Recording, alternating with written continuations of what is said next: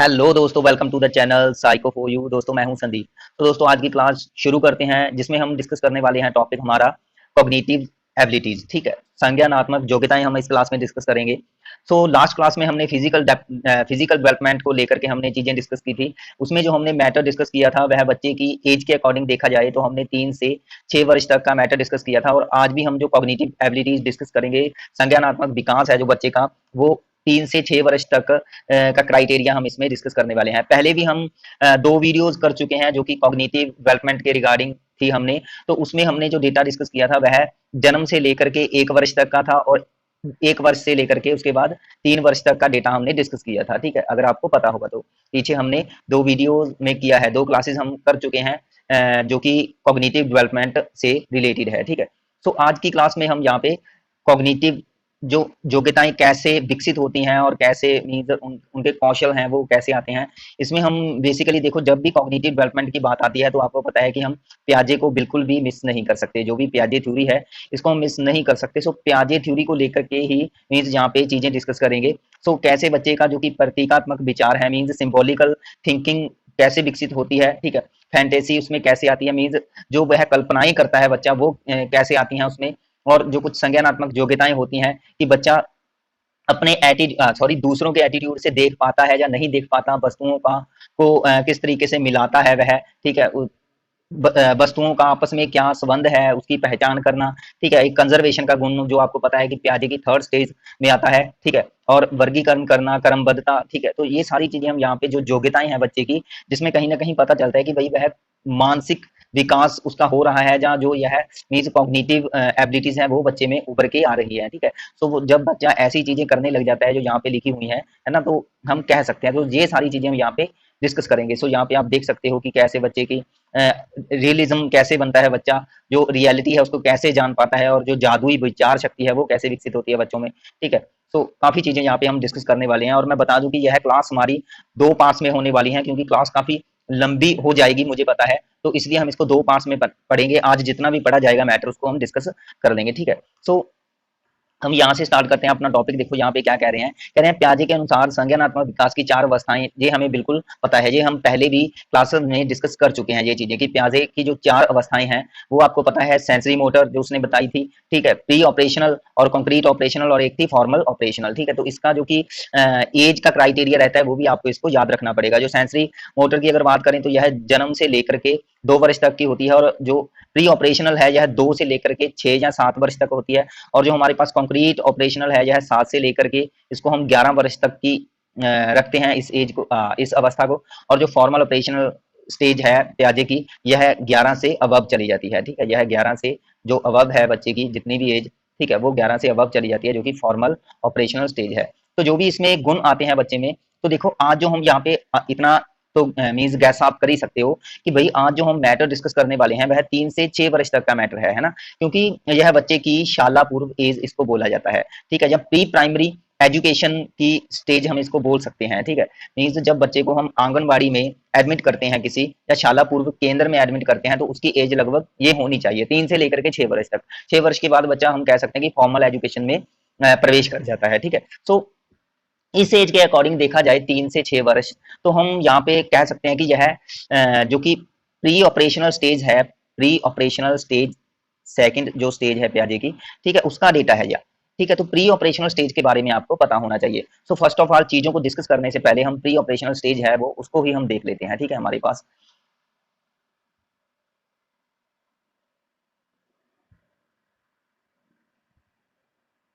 तो भाई यहाँ पे हमारे पास जो प्री ऑपरेशनल स्टेज के कुछ गुण है जो, ठीक है, कौन कौन सी चीजों का विकास होता है बच्चे में, वो यहाँ पे हम देख लेते हैं। देखो प्री ऑपरेशनल स्टेज यहाँ पे ऑलरेडी लिखा हुआ है। सो यह 2 से 7 वर्ष तक का जो क्राइटेरिया रहता है एज का, ठीक है, वो प्री ऑपरेशनल स्टेज रहता है। ठीक है, सो इसमें बच्चा ईगोसेंट्रिक होता है। ठीक है, ये आपको पता होना चाहिए कि बच्चा इसमें ईगोसेंट्रिक होता है, और ये सारी चीजें हमारी क्लास में ये हम आने वाली हैं। ठीक है, ऐसे ही बच्चा देखो, ईगोसेंट्रिक का मतलब होता है कि भाई बच्चा जिस घटना या जिस वस्तु को देखता है वह अपने ही नजरिए से देखता है।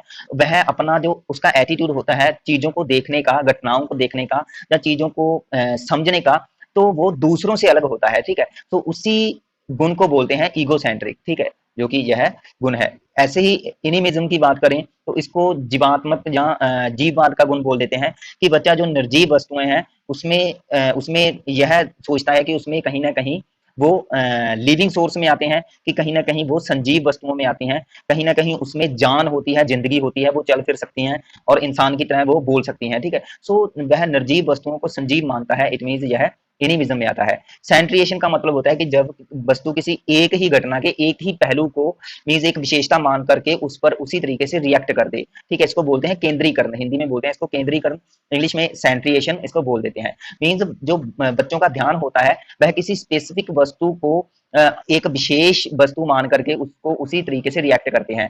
जैसे कि यहाँ पे हम एक ये टीवी का रिमोट है कोई, ठीक है, सो इस रिमोट को अगर बच्चे मोबाइल समझ लेंगे तो इसको कान पे लगा करके बात करने की कोशिश करेंगे, तो बट यह है क्या, यह टीवी का एक मोबाइल है, ठीक है। ऐसे ही अगर बात करें कि बच्चे के पास हम एक पेन है, अगर हम बच्चे को कोई पेन दे दें, है ना, तो वह पेन के साथ खेल रहे हैं, तो पेन को उसने क्या समझ लिया, खिलौना समझ लिया। हालांकि जो पेन के गुण हैं वो कुछ और हैं, लेकिन उसने उसमें कुछ अपने नए गुण डाल दिए कि यह खिलौना है, तो वह उसके साथ खेल रहा है, ठीक है। तो यह सेंट्रिएशन का गुण है। इरिवर्सिबिलिटी का गुण होता है। इरिवर्सिबिलिटी का मतलब है कि बच्चे अभी चीजों को रिवर्स करना नहीं जानते, ठीक है। जैसे कि अगर बच्चों की बात करें, अगर बच्चा 1 2 3 तक गिनती कर सकता है, इस एज की बात करते हैं, तो वह 3 2 1 नहीं कह सकता, वह 1 2 3 तो कह सकता है, लेकिन 3 2 1 नहीं कह सकता, ठीक है। वैसे 1 2 3 मैंने क्यों लिया, क्योंकि भाई इस स्टेज में हम कह सकते हैं कि बच्चों को काउंटिंग वगैरह नहीं आती, ठीक है। उसकी काउंटिंग कैसी हो सकती है, 1 2 3 7 9 10, मतलब कि जिस अंकों को वह बोल सकता है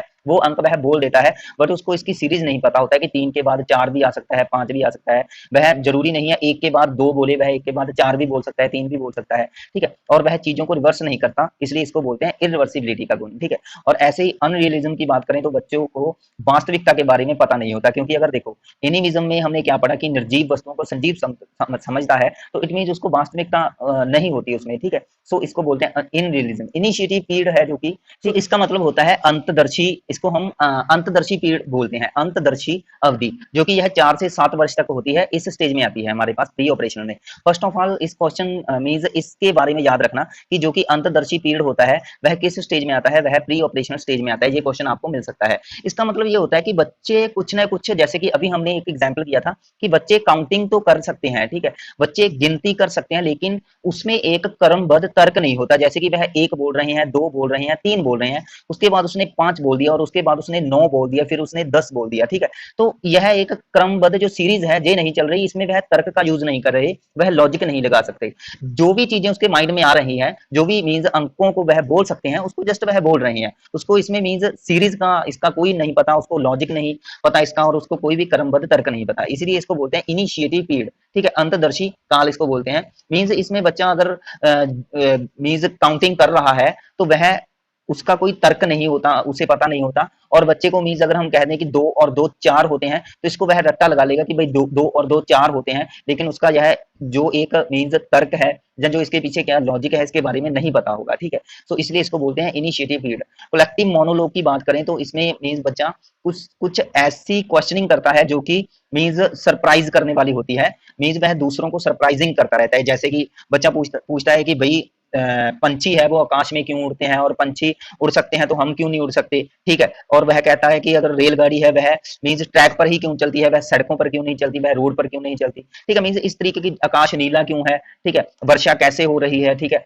मीन्स उसे कहीं ना कहीं ऐसा लग रहा है कि भाई बादल है वो रो रहे हैं, है ना, तो वर्षा हो रही है। मीन्स इस तरीके से वह अपनी ही बिना सिर पैर की बातें करता है, अपने ही विचार जो भी उसके माइंड में चीजें आती हैं वो उसी तरीके से बोल देता है, उसको बोलते हैं कलेक्टिव मोनोलॉग, ठीक है। नो कंजर्वेशन एबिलिटी, तो कंजर्वेशन की एबिलिटी इसमें नहीं होती। कंजर्वेशन का मतलब होता है कि अगर मान लो कि किसी वस्तु या किसी वस्तु की अवस्था, उसका साइज, उसका वॉल्यूम अगर हम चेंज कर दें, और उसमें जो भी मीन्स उसका मीन्स उसमें जो भी चीजें कंटेन हो रही है, और चेंज करने पर चाहे उसकी चीजें समान है या चाहे उसकी चीजें बदल रही है, तो इस गुण के बारे में बच्चे को नहीं पता चलता। ये सारी चीजें हम डिस्कस कर लेंगे इसी टॉपिक में, ठीक है। और इसी के साथ प्री ऑपरेशनल स्टेज के साथ इसमें आप एक और स्टेज याद रख लो, कंक्रीट ऑपरेशनल स्टेज, ठीक है। फॉर्मल ऑपरेशनल स्टेज की अगर बात करें जो कि 4th स्टेज है, तो आप मेरे चैनल पे प्याजे की वीडियो पड़ी है, ठीक है, तो प्याजे की थ्योरी आप जरूर देख लें, अच्छे तरीके से, क्योंकि अगर आपको पता होगा तो जो भी चीजें हम यहाँ पे डिस्कस कर रहे हैं वो प्याजे के बारे में ही तो पढ़ रहे हैं, है ना। तो प्याजे से रिलेटेड आपको मीन्स पक्का है, श्योर है कि भाई आपके इस जो भी टेस्ट होगा आपका पंजाब में, तो इसमें आपको क्वेश्चन मिलेंगे ही मिलेंगे, और 3-4 क्वेश्चन आपको मिल सकते हैं प्याजे से रिलेटेड, ठीक है। सो 3-4 क्वेश्चन का मतलब है कि भाई आपके 3-4 नंबर जस्ट प्याजे थ्योरी से आपको मिलेंगे। सो प्याजे की थ्योरी को आप बिल्कुल भी इग्नोर मत करें, क्योंकि पहले भी 2 क्लासेस हमने किया है, उसमें भी मैंने आपको बताया है, और प्याजे की थ्योरी को मैंने शॉर्टली तरीके से आपको एक्सप्लेन भी किया है, और मैं बार बार कह रहा हूँ कि भाई आप प्याजे की थ्योरी को इग्नोर मत करें, नहीं तो आपको ये 3-4 नंबर का लॉस हो जाएगा, ठीक है। सो यहाँ पे हम कंक्रीट ऑपरेशनल स्टेज इसको देख लेते हैं। तो कंक्रीट ऑपरेशनल स्टेज में कौन कौन सी एबिलिटी आती है, बच्चा न्यूमरेशन सीरिएशन वगैरह करने लग जाता है, मीन्स सीरीज का निर्माण करना, और न्यूमरेशन मीन्स काउंटिंग वगैरह करना यहाँ पे बच्चा लग जाता है, ठीक है। क्योंकि जो यह एज है, यह 6 से लेकर के 11 वर्ष, या 6 और 7 से लेकर के 11 वर्ष तक मानी जाती है, और इसमें हम कह सकते हैं कि बच्चा फॉर्मल एजुकेशन में एडमिट हो जाता है, ठीक है। वह फॉर्मल एजुकेशन में चला जाता है, स्कूल वगैरह ज्वाइन कर लेता है, ठीक है। तो वहां पे वह काउंटिंग वगैरह सीख लेता है। ऐसे ही डिस्क्रिमिनेशन करना मीन्स चीजों में क्या अंतर है वो उसमें योग्यता आ जाती है, आइडेंटिफिकेशन की योग्यता उसमें विकसित हो जाती है, कंक्रीट थिंकिंग होती है, मीन्स बच्चा मूर्त जो वस्तुएं होती हैं, मूर्त वस्तुओं को देख करके उसकी शेप को पहचानना, ठीक है, उसको वो चीजें याद रख सकता है जो बच्चा मीन्स जिनको फिजिकली वह देख सकता है, जिन चीजों को, ठीक है, जिनकी फिजिकली स्ट्रक्चर मीन्स मौजूद होती है, जो फिजिकली स्ट्रक्चर प्रेजेंस है हमारे इन्वायरमेंट में, उन चीजों को देख करके बच्चा जब पहचान सॉरी मीन्स थिंकिंग करने लग जाता है, तो उसको कंक्रीट थिंकिंग बोलते हैं। तो वह लॉजिकल थिंकिंग का यूज करता है सिर्फ कंक्रीट ऑब्जेक्ट पर, ठीक है, जो कंक्रीट ऑब्जेक्ट्स होते हैं उसी पर वह लॉजिकल थिंकिंग का यहाँ पे यूज करता है। कंजर्वेशन का पीछे हमने किया था कि उसमें कंजर्वेशन का गुण नहीं होता, और इसमें कंजर्वेशन का गुण आ जाता है, कि जैसे कि अगर हम चीजों की अवस्था बदल देते हैं और उसमें जो भी उसका वॉल्यूम है वो सेम रखते हैं, तो यहाँ पे बच्चे को पता चल जाता है कि भाई अवस्थाओं को इनका चेंज हो गया है, मीन्स अवस्थाएं चेंज हो गई हैं कंटेनर की, लेकिन उसमें अगर हम किसी लिक्विड की बात करें तो इसमें भी 1 लीटर हमने कह दिया, इसमें भी 1 लीटर कह दिया, तो वह जस्ट इसकी लंबाई चौड़ाई को देख करके इसमें मीन्स ये नहीं कहेंगे कि भाई इसमें कम है और इसमें ज्यादा है, वो जस्ट ये कह देंगे कि भाई दोनों में पानी समान है और दोनों की अवस्था क्या है, चेंज हो गई है, ठीक है। तो इसके बारे में भी हम अच्छे तरीके से समझेंगे इसी हमारी क्लास में। इंडक्टिव रीजनिंग, इंडक्टिव देखो 2 चीजें होती है, इंडक्टिव और डिडक्टिव। इंडक्टिव में आप याद रखोगे आगमन विधि इसको हम बोलते हैं, ठीक है, आगमनात्मक, जहां हम आगमन, आगमन में क्या होता है, देखो निगमन में आपने याद रखना है पहले नियम आता है, ठीक है, निगमन विधि में पहले नियम आता है, तो आगमन में हमारे पास क्या चले जाएंगे, पहले नियम की बजाय पहले एग्जाम्पल आएंगे, ठीक है, पहले एग्जाम्पल आएंगे। तो जब यहाँ पे बच्चा एग्जाम्पल्स के बेस पे क्या करता है, चीजों को समझता है, ठीक है, एग्जाम्पल के बेस पे चीजों को समझता है।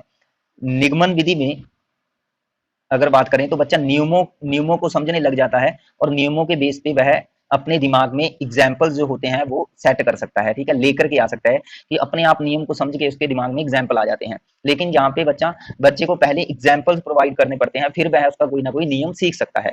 रिवर्सिबिलिटी पीछे हम करके आए थे कि भाई इरिवर्सिबिलिटी है जो लास्ट हमारे जो भी थर्ड स्टेज थी, सॉरी सेकंड स्टेज थी, इसमें हमने इरिवर्सिबिलिटी करके आए थे। ये देखो, ये मैंने आपको समझाया था कि भाई चीजों को वह रिवर्स नहीं करता। तो यहाँ पे अगर वह काउंटिंग सीख गया है तो यहाँ पे उसको काउंटिंग को रिवर्स करना उसे आ जाता है, ठीक है। डिसेंट्रिएशन मीन्स यह सेंट्रिएशन का जो गुण है वो खत्म हो जाता है, तो यह डिसेंट्रिएशन में चला गया, मीन्स बच्चा उन चीजों को समझ जाता है जो जिस चीज जो भी चीज जिसके लिए बनी है। मान लो कि बच्चे ने चेयर को देखा तो उसे पता है कि भाई चेयर खेलने वाली वस्तु नहीं है, उस पर हम बैठ सकते हैं, ठीक है, चेयर पर हम क्या कर सकते हैं, बैठ सकते हैं। सो यहाँ पे जो चेयर का एक गुण है वो बच्चा क्या है अगर समझ जाता है, तो इट मीन्स चीजों की प्रॉपर जो विशेषता होती है, ठीक है, जो क्वालिटीज होती हैं उसको वह समझ जाता है, ठीक है। उसे पता है कि अगर मैं रिमोट यूज कर रहा हूँ तो रिमोट का मतलब है कि वह मीन्स हम टीवी का जो भी टेलीविजन है उसका चैनल को चेंज करने के लिए हम इसका यूज करते हैं रिमोट का, ठीक है। तो वह रिमोट का जो भी यूज करता है वह टेलीविजन को चेंज करने के लिए ही उसका यूज करता है, क्योंकि वह उसे मोबाइल नहीं समझता, ठीक है। तो मीन्स सेंट्रिएशन जब यहाँ पे खत्म हो जाता है तो तब उसमें डिसेंट्रिएशन का गुण आ जाता है, ठीक है। चीजें सिंपल है, चीजों को जस्ट आपने समझना है, इसलिए मैं कह रहा हूँ। ये तो मैंने शॉर्ट तरीके से बताया है, अगर भाई आप डिटेल में करना चाहते हो तो आप प्याजी थ्योरी देख सकते हो, उसका लिंक मैं इसी वीडियो की डिस्क्रिप्शन में आपको प्रोवाइड कर दूंगा, ठीक है, वहां से देख लेना।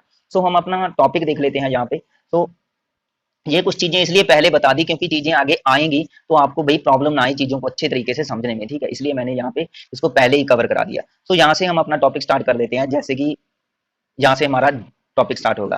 कह रहे हैं जैसे जैसे आप पूर्व सक्रियात्मक अवस्था से स्वंद विचार शक्ति के बारे में पढ़ेंगे तो जान पाएंगे कि जो बच्चे का विकास के क्षेत्र में इस अवस्था की अन्य अवस्थाओं की तुलना में बहुत ही ज्यादा कह रहे हैं दिलचस्प और आकर्षक कहा जा सकता है। मीन्स हम कह सकते हैं कि बच्चा भाई बहुत ज्यादा इंटरेस्टिंग लगता है हमें जब वह पूर्व सक्रियात्मक अवस्था से स्वंद विचार शक्ति में जाएगा। मीन्स जब वह चीजों को समझने लगेगा। मीन्स हम यहाँ पे ये कह सकते हैं कि जब वह प्री ऑपरेशनल स्टेज से कंप्लीट ऑपरेशनल स्टेज में जाएगा तो यहाँ पे जो भी बच्चे में गुण आते जाएंगे वो हमें काफी इंटरेस्टिंग और अट्रैक्टिव लगेंगे। ठीक है, सो कह रहे हैं इस अवधि के दौरान बच्चों की कल्पना शक्ति जो इमेजिनेशन है वो उभर करके सामने आने लगती है और वे अपने आसपास की वस्तुओं, लोगों, पेड़, गली, सूरज, चांद, तारों, बादलों, पानी और अन्य जो भी चीजें जिसके बारे में वह जानते हैं, जो भी परिचित चीजें होती हैं, तो उसके बारे में वह क्या है स्वयं संकल्पनाएं बनाने लगते हैं। यहाँ पे मीन्स अपनी खुद की कॉन्सेप्ट बनाने लगते हैं वह। ठीक है, अपने आसपास की प्रत्येक वस्तु में वे अभिरुचि दिखाते हैं। मीन्स इंटरेस्ट लेते हैं जो भी चीजें वह अपने आसपास देखते हैं और जो भी घटनाएं उसके सामने घटित होती हैं तो उसके कारणों को जानने की कोशिश करते हैं, उसकी दूसरी घटना के साथ क्या रिलेशन है उसको जानने की कोशिश करते हैं और अपने तर्कपूर्ण जो भी उसके विचार यहाँ पे होते हैं, यहाँ पे उसके तर्कपूर्ण विचार बिल्कुल होते हैं। कहीं ये मत सोचना कि भाई वह लॉजिकल चीजों का यूज नहीं करता, वो बट लॉजिक बड़ों से अलग हो सकते हैं। जैसे कि यहाँ पे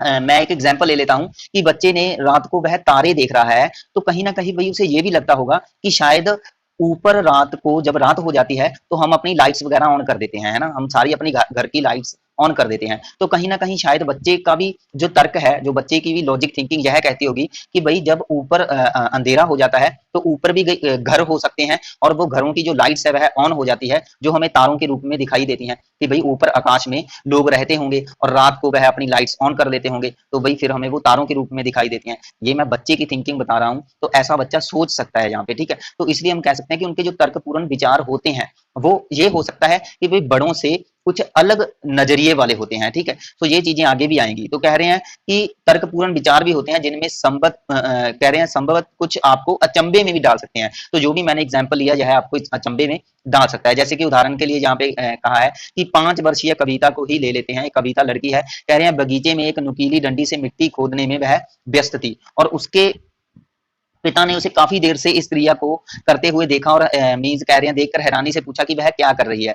पिता को उससे एक साधारण और सामान्य उत्तर की अपेक्षा थी। मीन्स उसे लगा था वह साधारण सा उत्तर देगी, लेकिन कविता ने बहुत ही गंभीरता से कहा कि मैं देख रही हूँ कि जमीन कहाँ तक जाती है और मैं इसको खोद कर कहाँ तक पहुंच जाऊंगी। ठीक है, मीन्स अब यहाँ पे जो यह बच्ची का कथन था, जो भी यह बच्ची आंसर देती है अपने पिता को, तो उसका पिता यह सुनकर सरप्राइज हो जाता है कि भाई देखो बच्चे की भी लॉजिकल थिंकिंग यहाँ पे कहीं ना कहीं है कि वह जमीन को खोदे जा रही है और वह ये सोच करके खोदे जा रही है कि वह कहाँ तक पहुंच जाएगी। ठीक है, सो इसलिए हम कह सकते हैं कि भाई बच्चे हैं वो इस तरीके की कुछ मीन्स हरकतें देते हैं हमें, जिससे हमें लगता है कि बच्चे अपने माइंड का यूज कर रहे हैं। तो यहाँ पे कह रहे हैं तो लेकिन व्यस्क संसार कह रहे हैं व्यस्क संसार को भिन्न रूप से देखते हैं। तो यहाँ पे बड़ों की बात की गई है, तो कह रहे हैं और उनको शाला पूर्व बच्चों की तर्क शक्ति और स्पष्टीकरण क्या है रोचक लगते हैं। तो अगर हम हमारी बात करें, क्योंकि हम मैच्योर हो गए हैं, हमें चीजों की जो रियलिटी है उसका पता है, तो इसलिए हमें बच्चों द्वारा जो कही गई कुछ बातें होती हैं, ठीक है, जहाँ उनके द्वारा की गई एक्टिविटीज होती हैं इस स्टेज में, तो वो हमें कहीं ना कहीं अचंभे में डाल देते हैं, सरप्राइजिंग लगती है। ठीक है, तो आप भी अपने बच्चों को देखते होंगे इस तरीके की एक्टिविटी करते हुए। तो कह रहे हैं इसलिए जो शाला पूर्व बच्चे अपने तर्क शक्ति संबंधी कौशलों को और स्पष्टीकरणों के प्रति काफी सीरियस होते हैं, वही गंभीर होते हैं और उन पर विश्वास भी वह करते हैं। ठीक है, जो भी वह एक्टिविटी करती है तो उन पर उन्हें विश्वास होता है कि भाई वो चीजें कर लेगी। जैसे कि यहाँ पे जो भी बच्ची ने कहा था कि वह उसे खोद कर कहाँ तक पहुंच जाएगी, तो कहीं ना कहीं उसे विश्वास है कि भाई कहीं ना कहीं तो वह पहुंचेगी, कुछ ना तो कुछ तो उसके माइंड में चल रहा होगा। ठीक है, सो इसलिए हम यहाँ पे कह सकते हैं कि भाई उनकी भी कोई ना कोई लॉजिकल थिंकिंग होती है। तो इसके बारे में आगे हमारे पास दिया है कि जब लड़की कह रही है कि एक अपने बड़े वयस्क जो भी उसका चाहे पिता लगा लो, केयर गिवर लगा लो, माता लगा लो, उससे पूछती है कि वर्षा क्यों होती है, तो वह उनसे किसी वैज्ञानिक स्पष्टीकरण की आशा नहीं रखती। ठीक है, क्योंकि कई बार ऐसा होता है ना कि बच्चे हमसे पूछते हैं कि भाई वर्षा क्यों होती है, तो यहाँ पे जो भी साइंटिफिक एक रीजन है वर्षा का, तो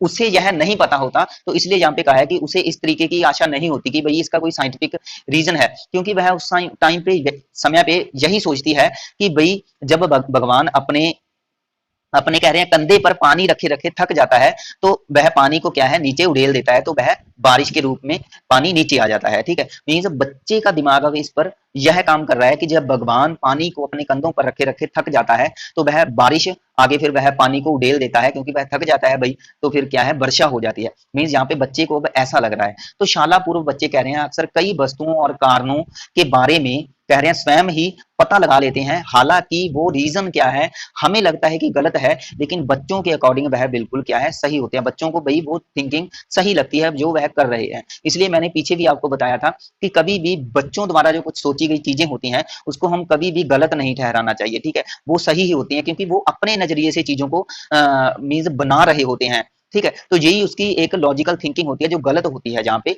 लेकिन हमने नहीं सोचना है कि भाई गलत है, वो आगे जाकर के अपने आप ही सही हो जाएगी। ठीक है, सो इसी थिंकिंग को यहाँ पे हम कहते हैं कि यह ईगोसेंट्रिक थिंकिंग है, तो वही आगे जाकर के हमारे पास आएगी। तो यहाँ पे कह रहे हैं स्वयं ही वह स्पष्टीकरण दे देते हैं, ठीक है, स्वयं पता लगाते हैं और इतने विश्वास से वे इन स्पष्टीकरणों को क्या है एक्सप्रेस करते हैं। कभी कभी तो कह रहे हैं कि जो बड़े होते हैं वह इस चीज को देख करके दांतों तले उंगली मीन सरप्राइज हो जाते हैं। ठीक है, सो आगे हम देखते हैं यहाँ पे क्या दिया गया है। आगे हमारे पास है कि प्रतीकात्मक विचार शक्ति और फैंटेसी। तो मीन्स जो एक कल्पना है, जो एक सिंबॉलिकल थिंकिंग है, वो यहाँ पे कैसे विकसित हो रही है, सो हम यहाँ पे देख लेते हैं। कह रहे हैं आप सभी को कभी कभी जो शाला पूर्व बच्चे हैं, मीन्स जब भी शाला पूर्व बच्चों की बात आए, लास्ट क्लास में भी मैंने कहा था उसको आपने 3 से 6 वर्ष तक का डेटा ही लेना है, कि यह 3 से 6 वर्ष तक का डेटा है। तो कह रहे हैं आप सभी को कभी कभी कभी ना कभी शाला पूर्व बच्चों के साथ बातचीत करने और उनके साथ खेलने का मौका मिला होगा। तो कह रहे हैं इस इंटरेक्शन में आपको यह अंदाजा तो हो ही गया होगा कि शाला पूर्व बच्चे कैसे रिएक्ट करते हैं, कैसे बिहेव करते हैं। यदि आप 5-10 मिनट के लिए शाला पूर्व बच्चों के बारे में सोचें और उनकी जो भी कॉग्निटिव एबिलिटीज हैं उसकी अगर सूची बनाए, तो उनके विचार शक्ति की विशेषताओं के अध्ययन के लिए मीन्स कहीं ना कहीं आपको इसका प्रॉफिट होगा कि आप इन चीजों को जान पाएंगे। अगर आप इनकी एक शेड्यूल तैयार करते हो, उनकी एक लिस्ट बनाते हो जो भी उनमें योग्यताएं हमको वह दर्शा रहे हैं। तो कह रहे हैं शाला पूर्व बच्चे क्या कर सकते हैं, यदि आप शाला पूर्व बच्चों से 6 पेंसिल लाने को कहें, तो क्या वे उतनी ही पेंसिल लाकर दे सकते हैं?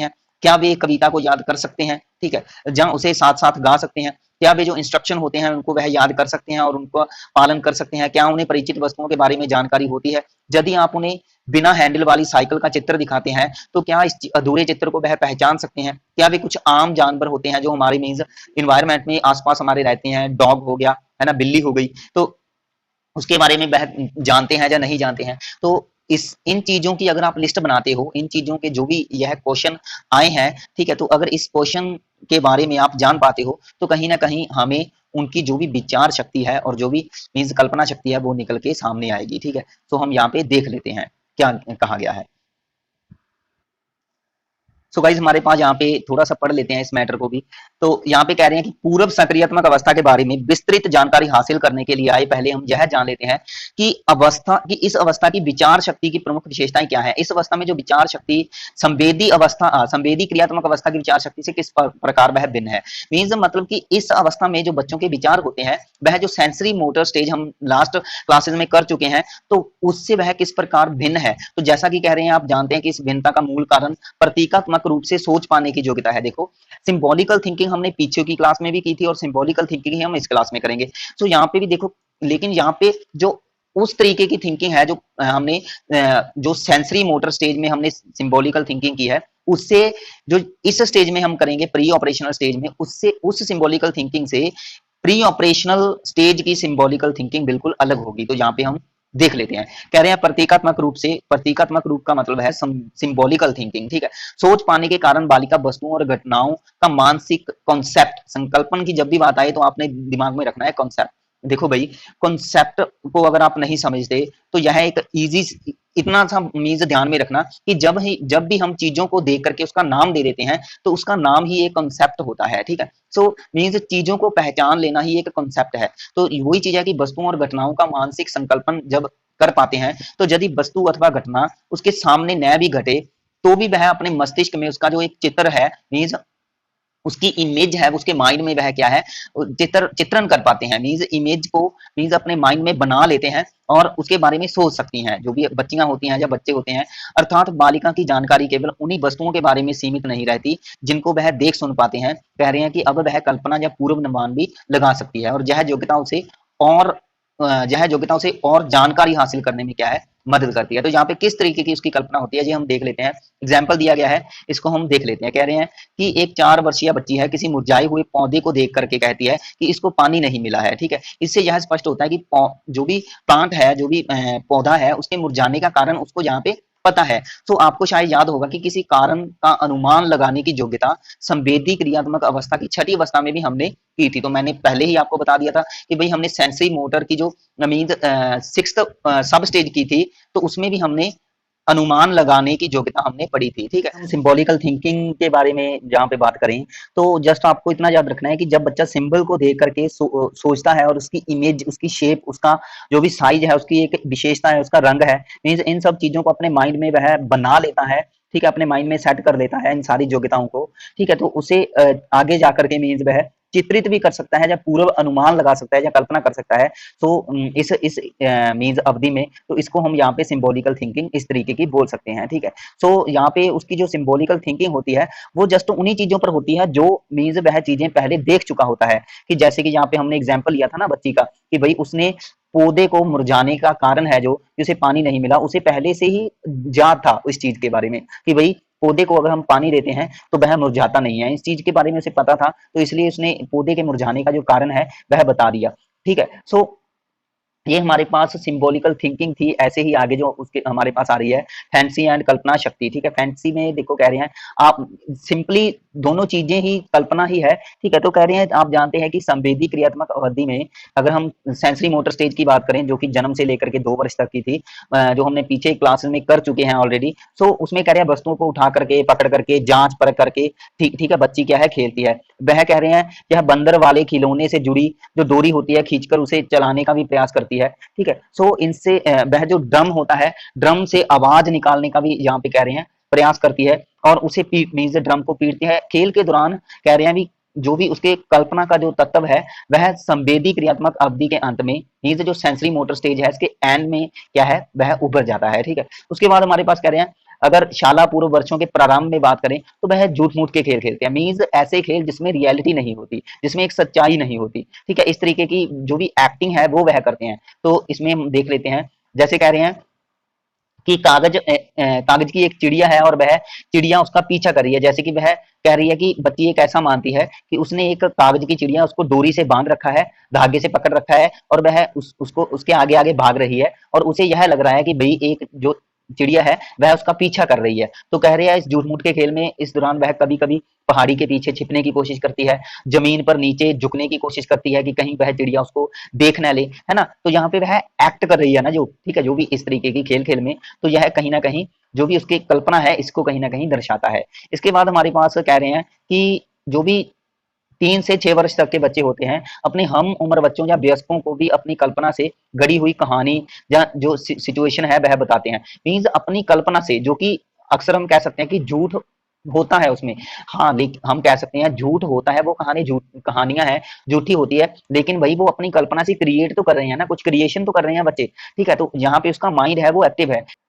तो कह रहे हैं जो भी वह कहानियां सुना रहे हैं, तो जरूरी नहीं है कि वह मीन्स इंसानों से रिलेटेड हो सकती हैं, उसमें कह रहे हैं कि जो भी पशु पक्षी हैं वो भी आ सकते हैं, छोटे बच्चों से संबंधित भी हो सकती हैं, जानवरों से संबंधित भी हो सकती हैं। तो जैसे कि कह रहे हैं कि एक 5 वर्षीय बच्चे स्वयं एक गढ़ी हुई कहानी सुनाते हैं, मीन्स स्वयं अपने मन से बनाई हुई एक कहानी सुनाते हैं। कह रहे हैं कि अपने दोस्तों के साथ खेलते हुए वह कहता है कि हुए इस बच्चे ने जंगल के शेर के साथ एक काल्पनिक हादसे को वर्णन कर दिया। उसने बताया कि वह जंगल में क्यों गया और वहां उसे कैसे एक शेर मिला, और किस प्रकार उन दोनों के बीच बातचीत हुई, और कैसे उसने उस शेर के साथ लड़ाई की, और अंत में वह कैसे उस शेर से जीत जाता है। और उसकी कहानी को देख करके एक दूसरा बच्चा जो उसकी कहानी को सुन रहा था, वह भी अपनी कल्पना से फिर उसी तरीके की कहानी सुनाने की कोशिश करता है, और यह समझाने की कोशिश करता है कि भाई वह तुमसे कम नहीं है। और वह कैसे बताता है अपनी कहानी को कि उसकी शेर से किस प्रकार मुलाकात हुई, और मीन्स किस प्रकार उसने शेर से मीन्स बच्चे किस प्रकार वह पहले बच्चे के शेर से ज्यादा बलवान था, और उसने कैसे शेर को हराया। मीन्स जिस बच्चे की कहानी वह सुन रहा था, उसकी कहानी में जो बच्चा अपने आप को मीन्स बलवान बनाने की कोशिश कर रहा था, तो दूसरा बच्चा उससे बलवान बनने की कोशिश कर रहा था, ठीक है। सो इस तरीके से अपनी मन गढ़ंत जो कहानियां होती हैं वो बच्चे सुना करके अपनी कल्पना शक्ति है, जो फैंटेसी है, उसको वह क्या है दर्शाते हैं, ठीक है। सो आगे हमारे पास कह रहे हैं कि कुछ शाला पूर्व बच्चे खेल के दौरान इमेजिनरी प्लेमेट भी बना लेते हैं, मीन्स एक साथी भी बना लेते हैं इमेजिनरी। हालांकि वो साथी होता नहीं है लेकिन बना लेते हैं, जैसे कि खेल का जो है साथी कोई लड़का भी हो सकता है, लड़की भी हो सकती है, कोई पशु भी हो सकता है, पक्षी भी हो सकता है, कोई भी खिलौना भी हो सकता है, ठीक है, जो जिसकी मौजूदगी नहीं होती। जैसे कि यहाँ पे एक एग्जाम्पल दिया गया है, इसको आप पढ़ सकते हो कि शौकत 3.5 वर्ष का है, मीन्स वह 3.5 साल का है, तो उसकी माँ ने कभी कभी उसे अपने आप से बातें करते देखा। 3-4 दफा देखने के बाद एक दिन उसकी माँ ने उससे पूछा कि वह किससे बातें कर रहा है, तो उसने बताया कि वह उसके मित्र गोविंद से बातें कर रहा है। मीन्स यहाँ पे एक गोविंद है, तो उसने अपनी कल्पना से ही एक साथी बना लिया है जिसके साथ वह बातें करता है, खेलता है। जब वह खाना खाता है तो गोविंद को भी खिलाता होगा खाना, जब वह सोता है तो गोविंद को भी कहता होगा कि भाई सो जा, अब रात हो गई है, ठीक है। सो जब वह ऐसी एक्टिविटीज कर रहा है, ठीक है, तो इट मीन्स हम कह सकते हैं कि भाई यह काल्पनिक उसने एक साथी बना लिया है जिसको इमेजिनरी प्लेमेट भी बोलते हैं। तो आपने याद रखना है 3.5 साल तक अगर बात करें, 3.5 साल से लेकर के या 6 वर्ष के बीच बीच बच्चा इमेजिनरी प्लेमेट बना सकता है, ठीक है। तो यह विशेषता हो सकती है किसकी, हमारी प्री ऑपरेशनल स्टेज की। उसके बाद हमारे पास कह रहे हैं कुछ संज्ञानात्मक योग्यताएं और कौशल, मीन्स जो भी कुछ संज्ञान मीन्स कैसे उसमें हमने इंट्रोडक्शन में पढ़ा था ना, कुछ योग्यताएं आती हैं, तो वो यहाँ पे डिस्कस करेंगे।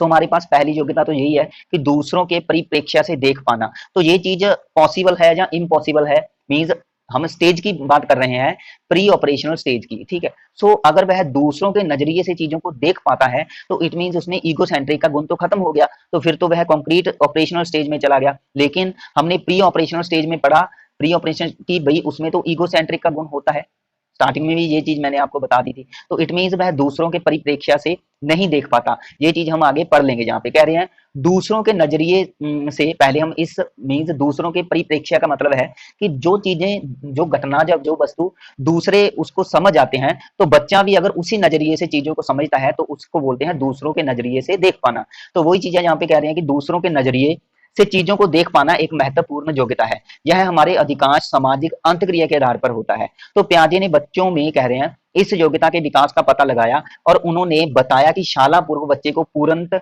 अपने परिप्रेक्ष्य से ही देखते हैं, मीन्स वह दूसरों के परिप्रेक्ष्य से नहीं देखते, वह चीजों को अपने ही, यहाँ पे लिखा है ना, अपने ही परिप्रेक्ष्य मीन्स अपने ही नजरिए से, अपने ही एटीट्यूड से चीजों को, घटनाओं को समझते हैं और अपने ही विचारों के संबंध में वह क्या है, सोचते हैं। वे महसूस करते हैं कि दूसरे लोग उन्हीं की भांति देखते हैं, मतलब कि वे ये समझते हैं कि जो चीजों को, जो घटनाओं को वह खुद समझ समझ रहे हैं अपने तरीके से, दूसरे भी उसी तरीके से समझते हैं, ठीक है। सो यदि वे अपनी आंखें बंद करने पर कुछ नहीं देख पाते तो उन्हें यह भी लगता है कि कमरे में जो भी दूसरे लोग मौजूद हैं तो उन्हें भी कुछ नहीं दिखाई दे रहा, क्योंकि उन्होंने अपनी आंखें बंद कर दी है। तो इस तरीके की थिंकिंग होती है। तो कह रहे हैं प्याजे ने जो बालिका की या बच्चे की यह विचार शक्ति होती है, इस गुण को उसने ईगोसेंट्रिक कहा, जो हमने ऑलरेडी डिस्कस कर लिया है। सो ईगोसेंट्रिक मतलब कि क्या होता है कि बच्चे यह नहीं समझते कि दूसरा व्यक्ति उस स्थिति को, वस्तु को, घटना को अपने तरीके से देखता है, बच्चे उसको अपने तरीके से देखते हैं। तो इसलिए हम यहाँ पे कहते हैं इकोसेंट्रिक की अगर एक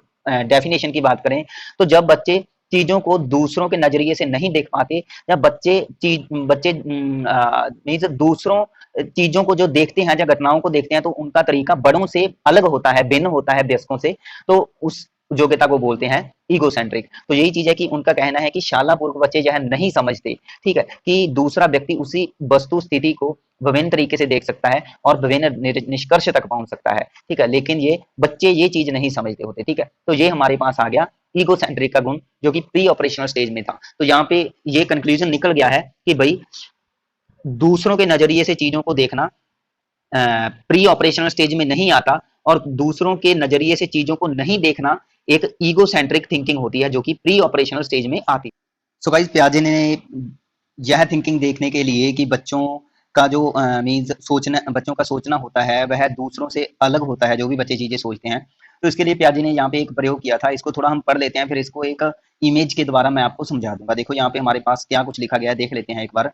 प्याजे ने 4 से 11 वर्षों के बच्चों के साथ निम्नलिखित प्रयोग किए। तो वैसे तो उन्होंने 4 से 11 वर्षों के बच्चों के साथ प्रयोग किया था, लेकिन जस्ट हमने मान करके चलना है कि इस एज के बीच कोई भी बच्चा, मीन्स चाहे वह 4 का है, 5 का है, 6 का है, ठीक है, तो एक बच्चा ले लिया बस, मीन्स उसकी एज किसके बीच बीच थी, वह हम कह सकते हैं कि 3 से 7 वर्ष के बीच बीच थी, जो कि प्री ऑपरेशनल स्टेज में आता है हमारे पास डेटा, ठीक है, जो कि प्री ऑपरेशनल स्टेज में आता है। सो इसमें कह रहे हैं कि इस प्रयोग में उन्होंने अलग अलग रंगों और ऊंचाई के 3 पर्वतों के त्रिआयामी मॉडल को, मीन्स थ्री डायमेंशनल मॉडल को, जो कि एक पर्वतों का मॉडल था, उसने उसको एक मेज पर रखा था और उसके दोनों तरफ उसने कुर्सियां रख दी। वैसे तो यहाँ पे चारों और चार कुर्सियां रखी हैं, लेकिन हमने इमेज के अकॉर्डिंग चीजों को पढ़ना है, तो मैं इमेज आपको दिखा दूंगा, समझा दूंगा। जस्ट एक बार थोड़ा सा प्रयोग को समझ लेते हैं। तो कह रहे हैं मीन्स यहाँ पे चारों ओर है, लेकिन जस्ट आपने मान के चलना है दोनों तरफ कुर्सियां थी, ठीक है।